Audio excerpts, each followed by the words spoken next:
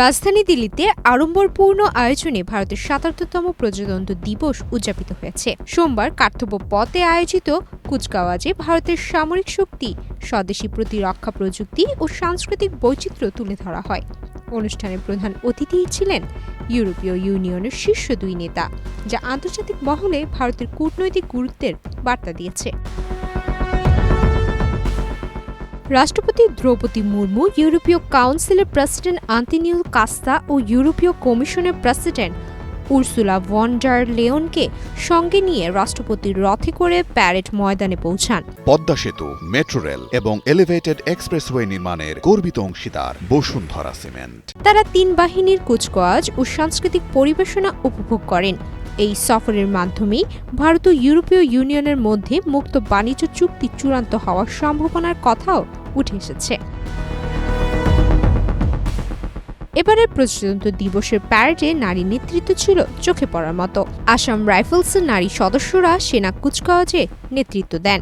সীমান্তরক্ষী বাহিনীর সামনের সারিতেও ছিলেন নারীরাই।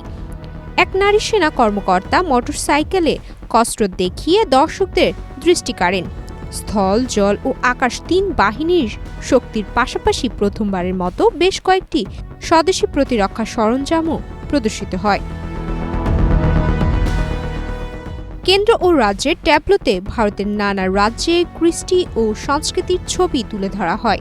রেলের ট্যাবলোতে মহাত্মা গান্ধীর দীর্ঘ আফ্রিকার লাঞ্ছনার ঐতিহাসিক ঘটনা ও আধুনিক ভারতের প্রতীকী ট্রেন 18 স্থান পায়।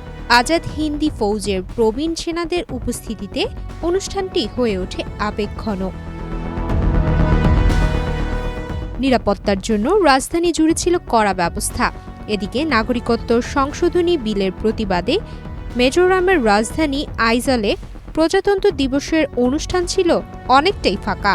১৯৫০ সালের ২৬ জানুয়ারি ভারতের সংবিধান কার্যকর হওয়ার স্মরণে পালিত এবারের দিবসে সামরিক শক্তির পাশাপাশি ভারতের আন্তর্জাতিক অবস্থানও স্পষ্ট হয়ে উঠেছে। সুমাইয়া মিতু, বাংলাদেশ প্রতিদিন।